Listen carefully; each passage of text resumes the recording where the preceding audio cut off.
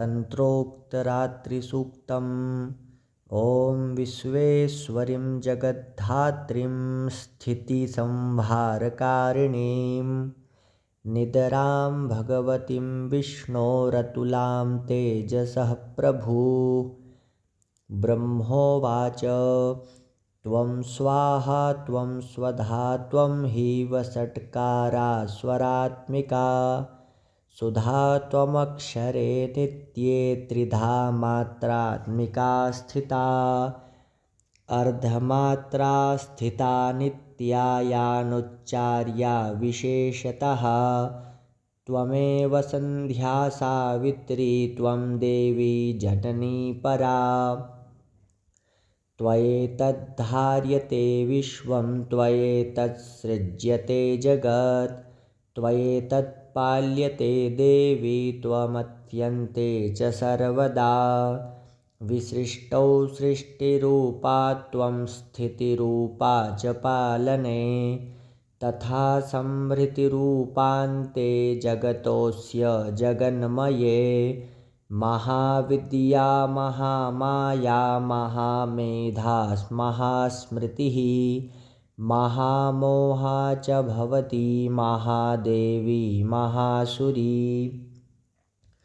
प्रकृतिस्त्वं च सर्वस्य गुणत्रयविभाविनी कालरात्रिर्महारात्रिर्मोहरात्रिश्च दारुणा त्वं श्री त्वमीश्वरी त्वं ह्रीस्त्वं बुद्धिर्बोधलक्षणा लज्जा पुष्टिस्तथा तुष्टिस्त्वं शान्तिः क्षान्तिरेव च खड्गिनी शूलिनी घोरा गदिनी चक्रिणी तथा शङ्खिनी चापिनी बाणभुशुण्डी परिघायुधा सौम्या सौम्यतरा शेषा सौम्येभ्यस्त्वतिसुन्दरी परापराणां परमा त्वमेव परमेश्वरी यच्च किञ्चित् क्वचिद् वस्तु सदसद्वाखिलात्मिके तस्य सर्वस्य या शक्तिः सा त्वं किं स्तूयसे तदा यया त्वया जगत्स्रष्टा जगत्पात्यत्यो जगत् सोऽपि निद्रावशं नीतः कस्त्वां स्तोतुमिहेश्वरः विष्णुः शरीरग्रहणमिहमीशान एव च कारितास्ते यतोऽतस्त्वां कः स्तोतुं शक्तिमान् भवेत् सा त्वमित्थं प्रभावैः स्वैरुदारैर्देवि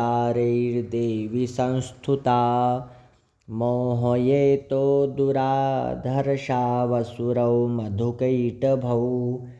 प्रबोधं च जगत्स्वामी नीयतामच्युतो लघु बोधश्च क्रियतामस्य हन्तुमेतौ महासुरौ रात्रिसूक्तं जगदम्बार्पणमस्तु।